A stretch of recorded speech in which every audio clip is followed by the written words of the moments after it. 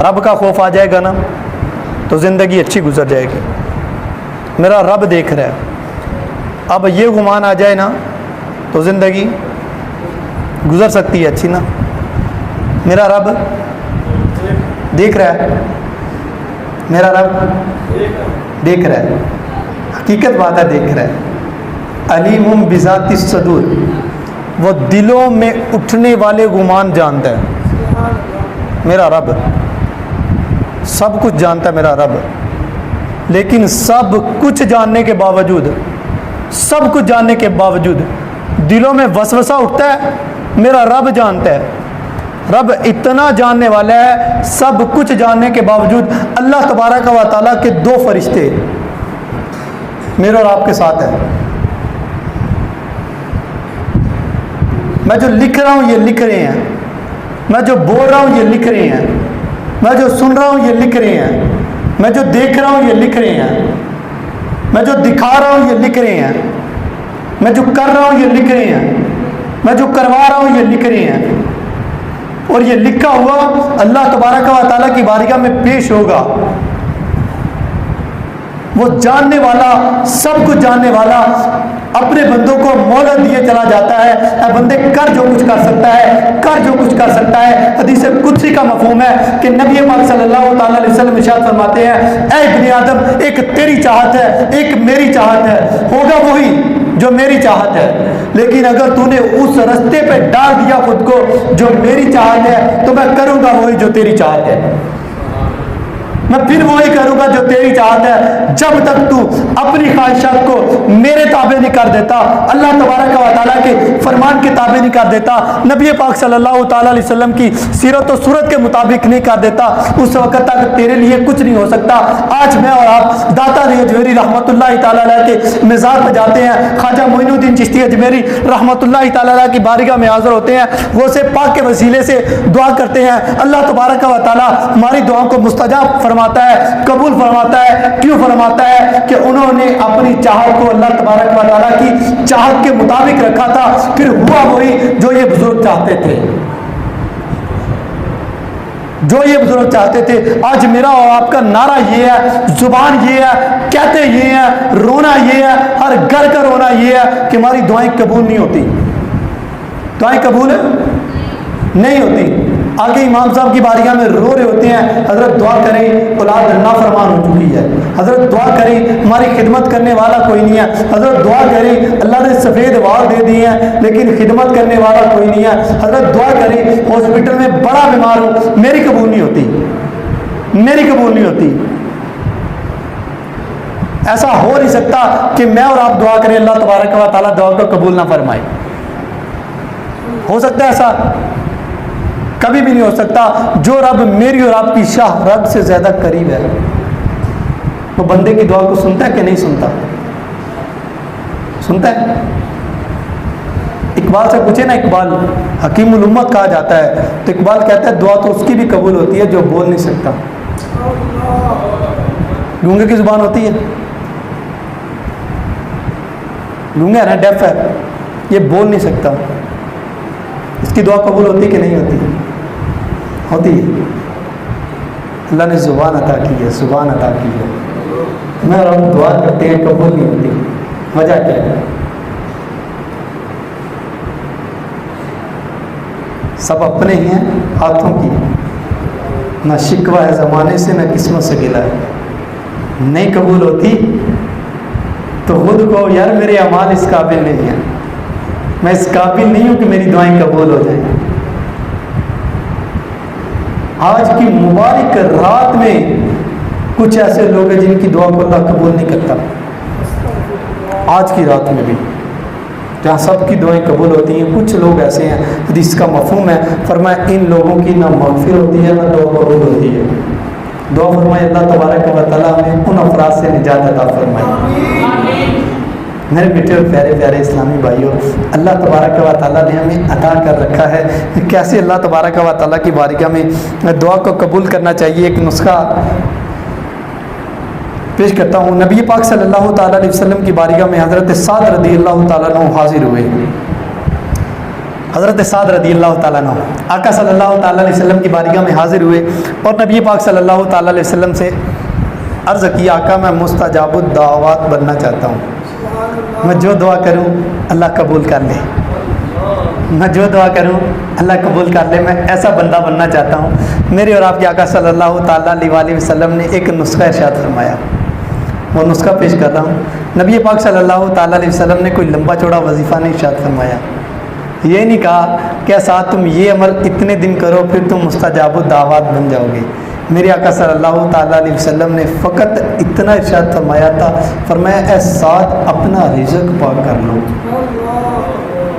अपना रिज़्क़ पाक कर लो, तुम्हारी दुआ कबूल हो जाएगी।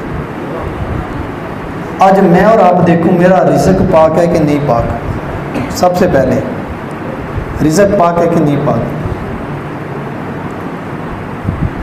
मिलावट मौजूद है, कम तोल मौजूद है, धोखा मौजूद है, वादा खिलाफी मौजूद है, इतना सब कुछ है तो दुआ कैसे कबूल होगी? हो सकती है। जब आका ने फरमाया है ऐ साथ अपना रिज़्क़ पाक कर लो, बस रिज़्क़ पाक करना है, दुआ कबूल हो जाएगी। रिज़्क़ पाक करना है। अच्छा फिर कुछ बंदे हैं ना, कुछ लोग होते हैं वो ज़रब पे ज़रब लगाए जाते हैं। हम जैसे पंजाबी में कहते हैं ना, वो सिर डाई रख देना। हकीकत बात है। वो कहते हैं 100 सुनार की एक लोहार की, 100 सुनार की एक लोहार की है, हमें वो भी करना नहीं आता। रोना ये है कि दुआ कबूल नहीं होती। अच्छा ये पता नहीं दुआ कब करनी है, ये भी नहीं पता दुआ कब करनी है और कबूल कब होनी है। कबूलियत के कुछ असबाब होते हैं, कुछ तरीके होते हैं दुआ को कबूल फरमाने के। जब दुआ कबूल हो जाती है, हज़रत उमर बिन ख़त्ताब रदी अल्लाह ताला अन्हु सेकंड खलीफा ऑफ इस्लाम, इस्लाम के दूसरे खलीफा हैं फ़ारूक आज़म रदी अल्लाह ताला अन्हु, इनसे रिवायत है। आप फरमाते हैं कि दुआ ज़मीन और आसमान के दरमियान मुअल्लिक रहती है।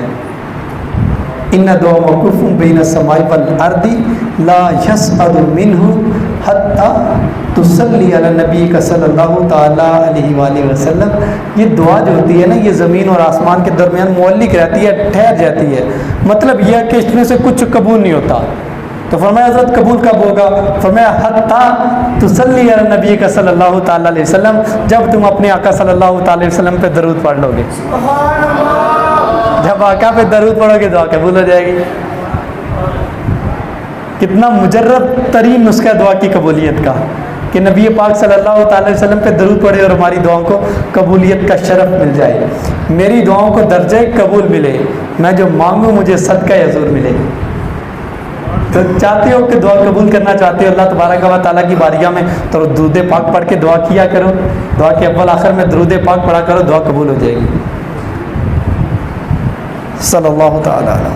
फिर दुआ की कबूलियत के हवाले से ये है कि जितनी अच्छी जगह होती है ना, जितनी आला जगह होती है, दुआ की कबूलियत के चांसेस उतने बढ़ जाते हैं। घर में बैठ के दुआ करें, अल्लाह कबूल करने वाला है। जिस तरह वो माफ़ करने वाला है ना, उसी तरह वो कबूल करने वाला है। अब तौबा के तकाज़ों के साथ माफ़ी मांगेंगे, अल्लाह माफ़ी को कबूल फरमा लेगा। हाँ, दुआ के तकाज़ों के साथ अल्लाह की बारगाह में दुआ करेंगे, अल्लाह दुआ को कबूल फरमा लेगा। मैं और आप घर बैठ के दुआ करें तो अल्लाह तबारक व तआला दुआ को कबूल फरमाए या ना फरमाए, उसकी मर्ज़ी है। मैं और आप मस्जिद में बैठ के दुआ मांगे तो दुआ की कबूलियत के असबाब चांसेस बढ़ जाते हैं। अच्छा अल्लाह नसीब फरमाए मुझे और आपको हर में काबा में बैठ के दुआ मांगे, दुआ कबूल होगी क्या? नबी पाक सल्लल्लाहु ताला अलैहि वसल्लम का दुआ की कबूलियत के हवाले से है कि नबी पाक सल्लल्लाहु ताला अलैहि वसल्लम ने इरशाद फरमाया, जो काबा शरीफ को पहली बार देखता है, जो दिल से निकलती है, अल्लाह उस दुआ को कबूल फरमा लेता है। काबे को पहली नज़र देखा जाए जब मोहब्बत की नज़र से, जो दो दुआ बंदे के दिल में आ जाती है, अल्लाह उस दुआ को कबूल फरमा लेता है। अच्छा फिर अल्लाह ताला मुझे और आपको नसीब फरमाए हम नबी पाक सल्लल्लाहु ताला अलैहि वसल्लम के सोने गुंबद खज़ा के सामने बैठ के अल्लाह अकबर दुआ करो अल्लाह तबारक व तआला आज की रात के सदके में हमें हरमैन तैयबैन की हाज़िरी नसीब फरमा दे। हाँ, मुरादें मिल रही हैं, शाद शाद उनका सवाली है। अल्लाह तबारक व तआला नसीब फरमाए गुंबद खज़रा के सामने बैठ के और सुनहरी जालियाँ हो, मेरे आका हो, उनका मुबारक दर हो, तो दुआ करें तो दुआ की कबूलियत के चांसेस बढ़ जाते हैं। तो हमें दुआ मांगने नहीं आती, मसला ये है। आए अल्लाह तबारक व तआला की बारगाह में दुआ मांगे तो इंतहाई अदब खलूस चाहत के साथ दुआ मांगे। वो एक वाक़या किताबों में मिलता है कि एक अंधा ये दुआ कर रहा था, ऐ मेरे मालिक का मौला मुझे आंखें दे दे, मुझे आंखें दे दे। वहाँ से किसी बादशाह का गुजर हुआ, कहा तू क्या कर रहा है? कहा दुआ कर रहा हूँ इस बुज़ुर्ग के तवस्सुल के साथ, साहिब मज़ार के तवस्सुल दे के, वसीला दे के अल्लाह की बारगाह में दुआ कर रहा हूँ कि अल्लाह मुझे आंखें दे दे। कहा अच्छा, कहा कब से कर रहा है? कहा हज़रत बड़ा अरसा हो गया, एक ज़िंदगी गुजार दी है बैठे बैठे, लेकिन दुआ कबूल नहीं होती। कहा अच्छा, कहा अगर मैं वापस आऊँ ना जब, उस वक़्त तक अगर तो तेरी आंखें मिल गई तो ठीक है, वरना तेरा सर भी कलम कर दूँगा। छुट्टी। अब ये दिल से दुआ मांगने लगा। पहले तो आंखें नहीं थी ना, अब जान चली जाएगी। अब साहिब मज़ार की बारगाह में हज़रत अर्ज़ की, हज़रत करम फरमाए आंखें मिल जाएं, आंखें मिल जाएं। इसने रो के अल्लाह की बारगाह में दुआ की। उस बादशाह के वापस आने से पहले पहले आंखें मिल चुकी थी।